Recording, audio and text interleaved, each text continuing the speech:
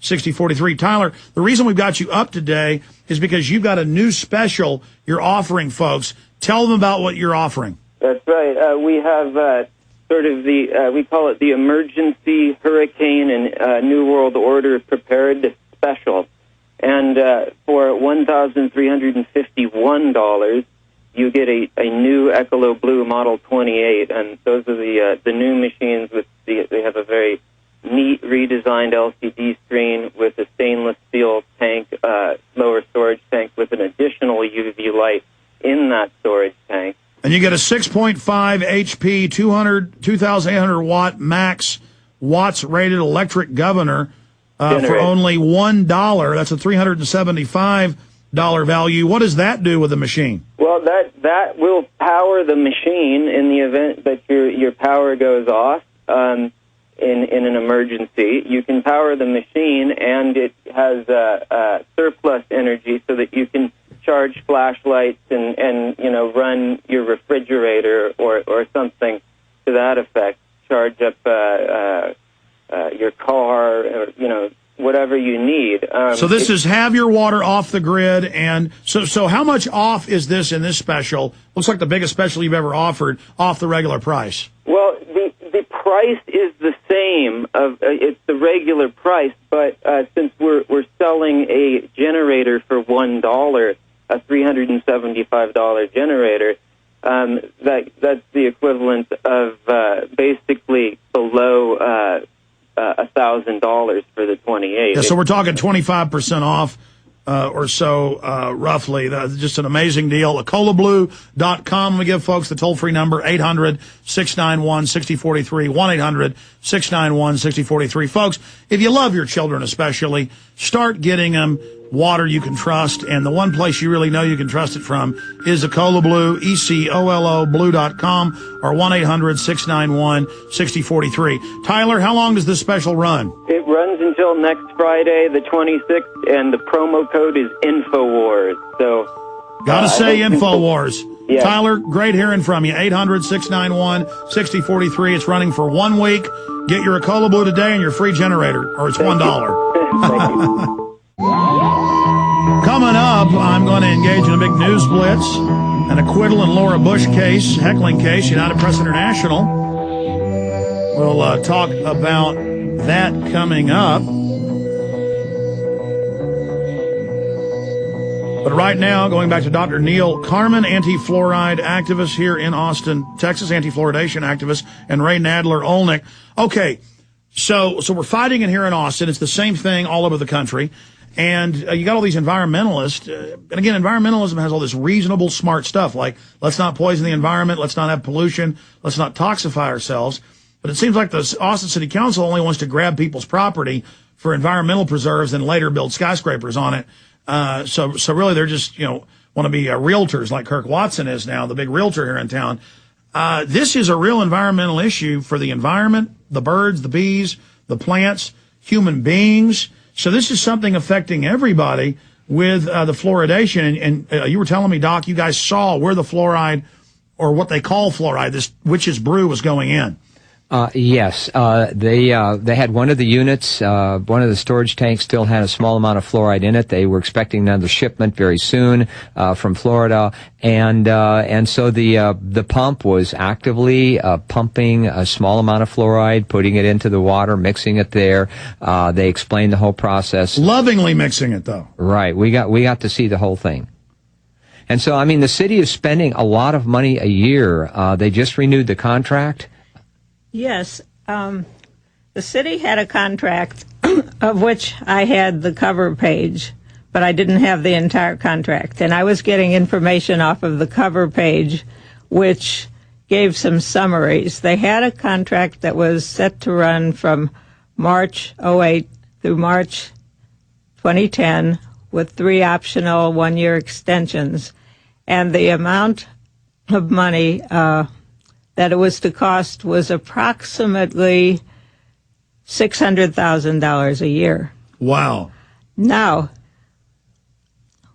this past March, they suddenly renewed that contract. They canceled that contract and issued a new one, which is apparently legal. there must be something written into the contract that allows that to happen. And in fact, I have now requested through Freedom of Information both contracts. The old, and we don't know if it's more or less. We don't. It's more. It's way more. What they did, they issued a new one for an amount of approximately $700,000 for this one. This one runs from 2009 to 2011, and is that $700,000 a year or over a year?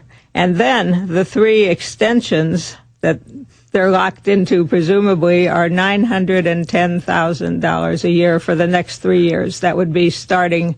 So we mean 2011. Millions and millions of dollars, and they admit this is the toxic waste of fertilizer production, aluminum purification, and nuclear weapons production, and they would have to pay to put this in mine shafts in Utah or Nevada.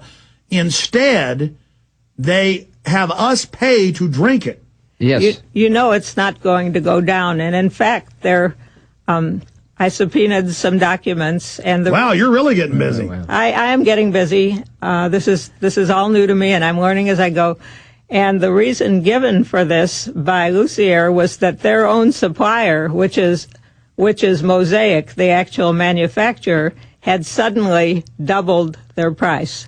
Just overnight, they doubled it.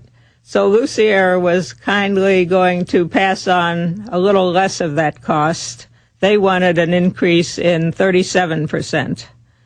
So everybody else is losing their jobs, they're taking pay cuts, the economy's imploding, and they're going, hey, we got some toxic waste. Hey, the suckers in Austin and every other city, we're doubling it. How about triple? How about we all sell our houses and become homeless, and we'll pay $10 billion for the toxic waste? See, it's just like with the banks, how we're paying them $14.8 trillion of our money to go loot the world, and then we pay interest on the money that taxpayers are going to pay. Who comes up with these diabolical frauds? Well, and we don't even know the total cost of the program. That's just the chemical purchasing cost from the company in Florida for the toxic industrial fertilizer waste. But there's got to be some... The building, the storage, the shipping, the insurance, maintenance, so forth. Yes. It has to be very expensive. We figure it's got to be over $1 million a year. This is some estimates we've seen from other cities around the country where the cost of the chemical is maybe 50 to 60%. Then these corrosive chemicals eat up your pumps and equipment, pipes. So they got to have insurance policies. Right.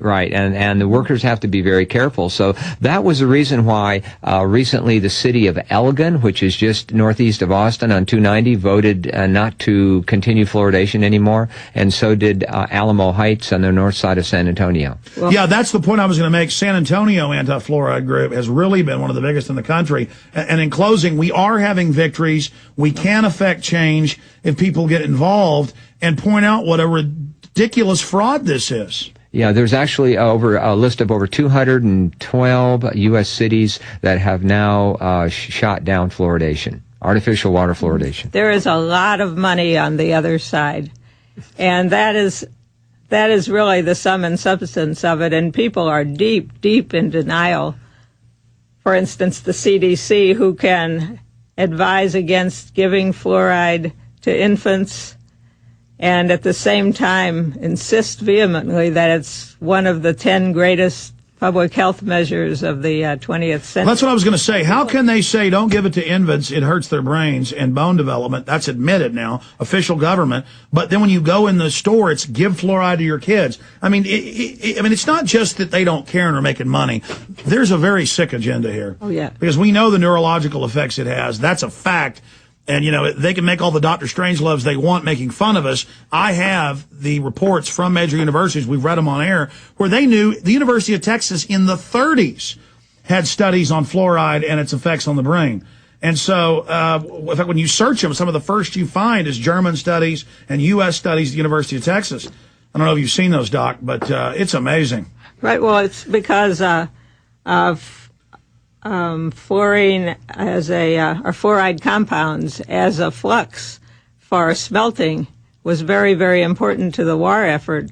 Steel and aluminum and uranium all require large amounts of calcium fluoride or sodium fluoride in their process. And it's cost prohibitive